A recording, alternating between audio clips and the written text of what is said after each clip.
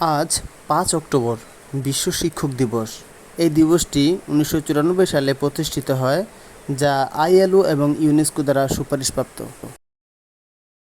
শিক্ষকতা শুধু একটি পেশাই নয়, এটি একটি মহান দায়িত্ব। শিক্ষকরা আমাদের মনের আলো জ্বালান, জ্ঞানের আলোয় উদ্ভাসিত করেন। তারা আমাদেরকে বক্তৃতায়, আবৃত্তিতে, নাচ ও গানে পারদর্শী করে তোলেন এবং সত্য, ন্যায়, আদর্শ ও মানবিক মূল্যবোধ শিক্ষা দিয়ে একটি সমৃদ্ধ ও ন্যায়পরায়ণ সমাজ গঠনের ভিত্তি স্থাপন করেন।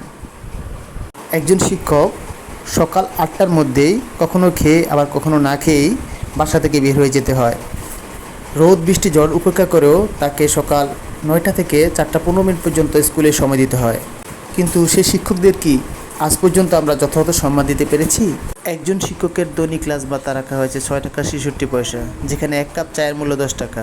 দুইজন শিক্ষককে ১ কাপ চা ভাগ করে খেতে হয়।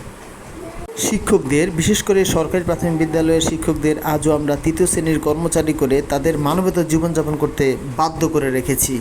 শিক্ষকরা নিজেদের মর্যাদা প্রতিষ্ঠা করতে রাস্তায় এসে আন্দোলন করতে হয়। এ লজ্জা শুধু শিক্ষকদের নয়, এ লজ্জা সমাজ ও রাষ্ট্রের।